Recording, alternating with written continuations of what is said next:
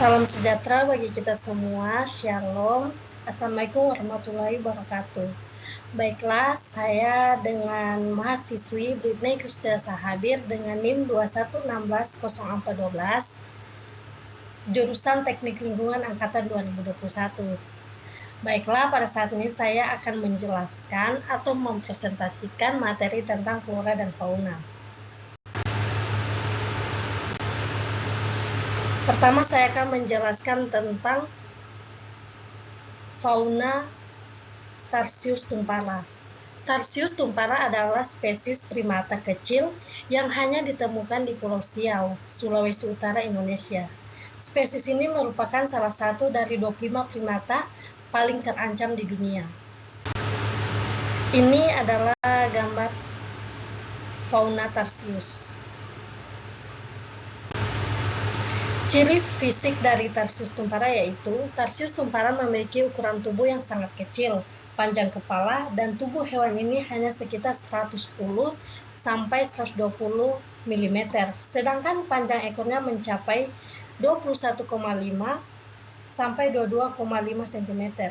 Berat tubuh dari Tarsius tumpara berkisar antara 110 sampai 120 gram. Tarsius tumpara memiliki bulu yang berwarna coklat keabu-abuan. Ekornya berwarna kehitaman dengan bintik gelap. Telinga Tarsius tumpara sangat besar jika dibandingkan dengan ukuran kepalanya. Telinga ini dapat berputar hingga 180 derajat untuk membantu Tarsius tumpara mendengar mangsanya. Cara Tarsius tumpara berkembang biak dengan cara vivipar, yaitu melahirkan anak, dan masa kehamilan Tarsius tumpara berlangsung selama sekitar 6 bulan. Betina Tarsius tumpara biasanya melahirkan 1 anak, namun ada juga yang melahirkan 2 anak. Anak Tarsius tumpara lahir dalam keadaan sudah berbulu dan matanya sudah terbuka. Anak Tarsius tumpara akan menyusu pada induknya selama sekitar 6 bulan. Cara Tarsius tumpara melindungi diri, yaitu kemampuan untuk melompat dan berlari dengan cepat. Tarsius tumpara adalah hewan yang sangat gesit dan dapat melompat hingga 2 meter. Mereka juga dapat berlari dengan kecepatan hingga 30 km per jam. Kemampuan ini memungkinkan mereka untuk melarikan diri dari predator atau musuhnya. Kemampuan untuk berpura-pura mati, Tarsius tumpara dapat berpura-pura mati jika mereka merasa terancam. Mereka akan berbaring diam dan tidak bergerak, dan mereka bahkan dapat mengeluarkan bau busuk untuk menipu predator atau musuhnya.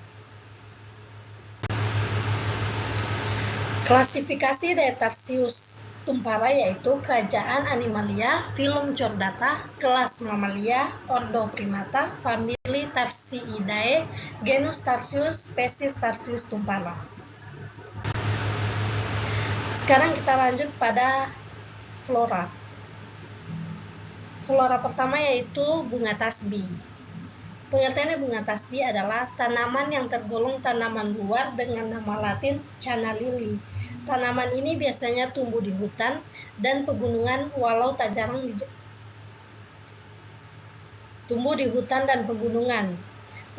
jarang dijadikan taman hias di pekarangan dan taman kota karena memiliki bunga yang mempesona. Ini adalah gambar bunga tasbih.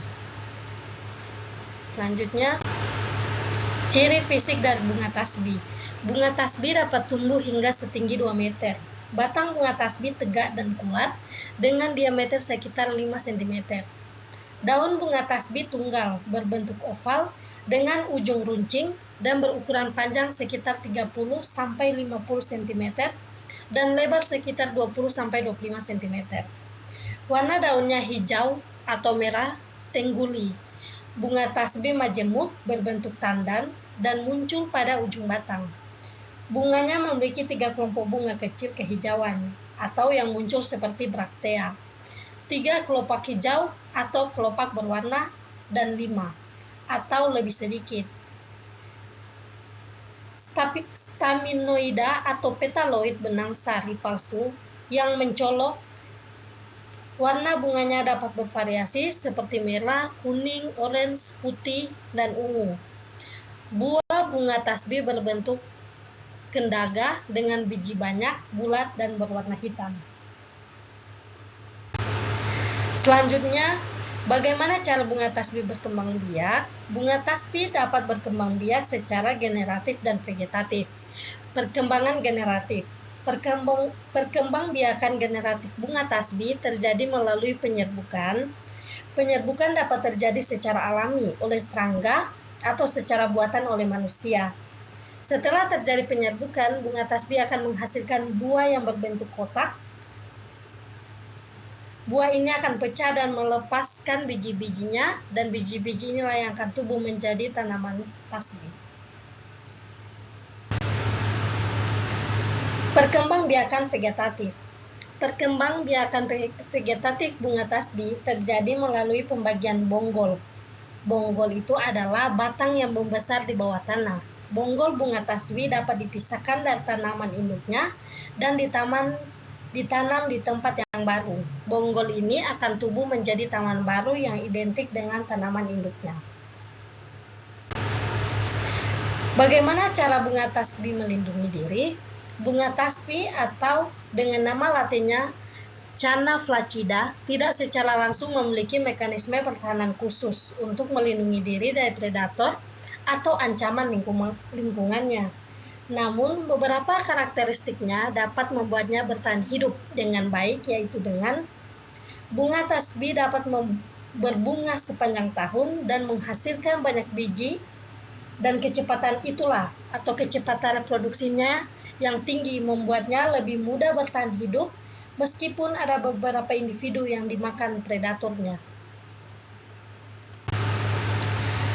Klasifikasi dari bunga tasbih yaitu kerajaan Plantae, filum Trachyophyta, kelas Liliophyta, ordo Cinniberales, famili Channaceae, genus Channa, spesies Channa indica. Selanjutnya kita lanjut pada fauna, yaitu fauna anoa pegunungan. Anoa pegunungan adalah salah satu dari 2 jenis spesies anoa yang hidup di Indonesia. Ini adalah gambar anoa pegunungan. Ciri fisik dari anoa pegunungan. Panjang tubuh anoa pegunungan berkisar antara 122 sampai 153 cm. Tinggi bahu tidak lebih dari 75 cm. Dan panjang ekor bisa mencapai 27 cm. Berat dewasanya kurang dari 150 kg. Bulu anoa pegunungan sangat tebal dan berwarna coklat gelap atau hitam. Anoa jantan warnanya lebih gelap daripada anoa betina. Baik jantan maupun betina memiliki tanduk yang relatif pendek, lurus, dan sudutnya mengarah ke belakang. Tanduk bisa bertumbuh hingga mencapai 15 sampai 20 cm. Ekor anoa pegunungan relatif pendek dan lembut. Selanjutnya, bagaimana cara anoa pegunungan melindungi diri? Yaitu anoa pegunungan dapat mengeluarkan suara jeritan yang keras untuk memperingatkan predator lain, dan suara jeritan ini juga dapat menarik perhatian manusia atau hewan lain yang dapat membantu melindunginya. Bagaimana cara anggota anoa pegunungan berkembang biak? Yaitu dengan cara anoa pegunungan berkembang biak dengan cara melahirkan atau vivipar, seperti kebanyakan mamalia lainnya. Perkawinan pada spesies anoa gunung terjadi sepanjang tahun, dengan 1 keturunan lahir dari seekor betina per tahun. Proses perkawinan anoa pegunungan dimulai dengan tarian kawin yang dilakukan oleh jantan dan betina, dan tarian kawin ini biasanya dilakukan di malam hari dan terdiri dari gerakan-gerakan yang rumit seperti mengibaskan ekor, mengangkat kepala, dan menggeram.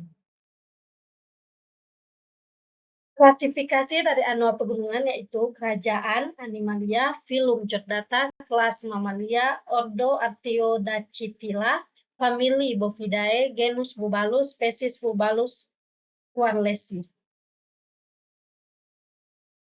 Selanjutnya kita lanjut pada flora tapak dara. Pengertian tumbuhan tapak dara adalah tanaman perdu tahunan yang berasal dari Madagaskar, tetapi telah menyebar ke berbagai daerah tropika lainnya. Salah satunya Indonesia. Ini adalah gambar tapak darahnya, ada yang warna putih dan ada juga yang warna keunguan. Ciri fisik dari tapak darah yaitu batangnya tegak, ramping, dan bercabang. Daunnya tunggal, berbentuk bulat telur dengan ujung tumpul dan pangkal membulat. Bunganya tunggal, berwarna ungu, putih atau merah. Buahnya berbentuk kapsul dengan biji yang kecil dan berwarna hitam.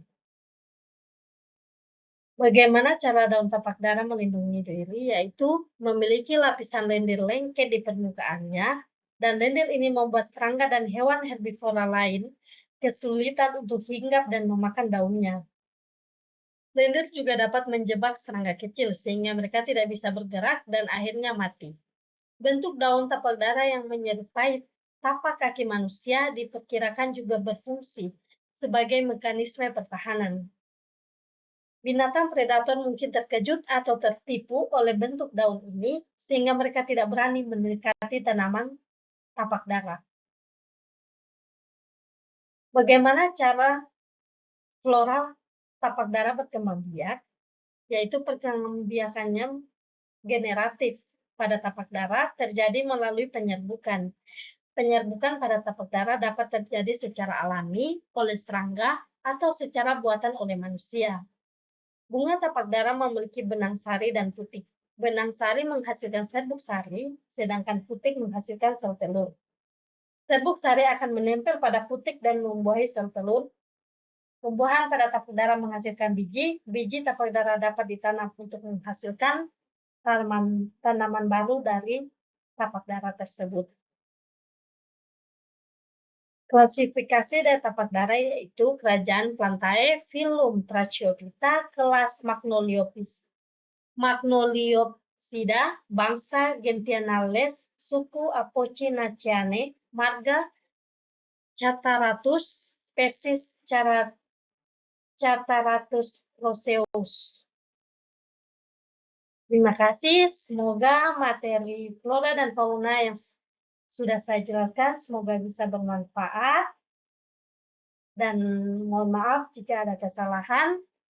Dan akhir kata, salam sejahtera bagi kita semua, dan waalaikumsalam dan assalamualaikum warahmatullahi wabarakatuh.